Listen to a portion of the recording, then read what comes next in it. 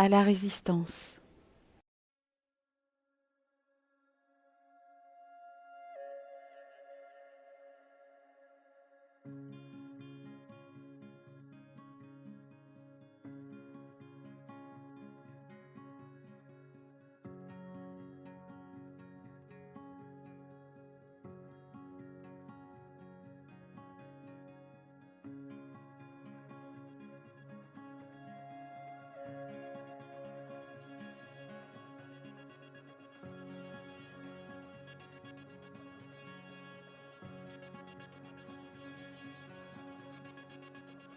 Au refus de toutes forces occultes qui viennent amoindrir nos énergies d'amour, au refus de toute obéissance, lorsque celle-ci enferme la générosité dans un repli de mort lente, au refus de tout traumatisme, de toute intrusion, de toute aliénation provenant d'une autorité perverse et déviante.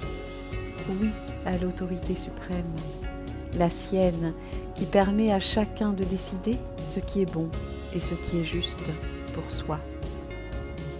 Au refus de toute profanation, de la primordialité absolue, de la conjugalité vitale, de l'union infinie des âmes communiantes.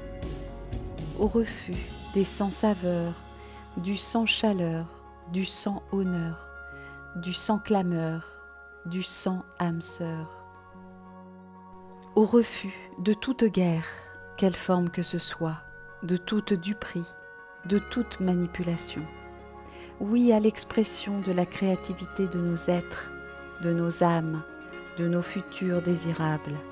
Oui à l'harmonie des contraires, des frictions, des polarités, des complémentarités qui traversent nos existences.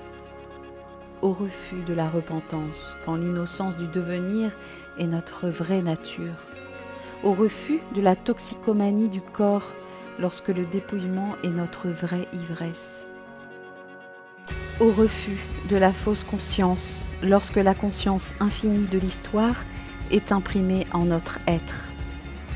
Au refus de ce déni sociétal qui ferme les yeux sur l'insupportable. Au refus de ces atrocités commises par des hommes qui ne sont plus des hommes, faisant souffrir l'animal. Au refus de l'indifférence des adultes sur la maltraitance ordinaire des institutions causée aux plus vulnérables. Oui à la vie, à ce qui nourrit le vivant, à la croissance, la grandeur de l'âme, à la beauté humaine, et qu'elle se répande de toutes parts.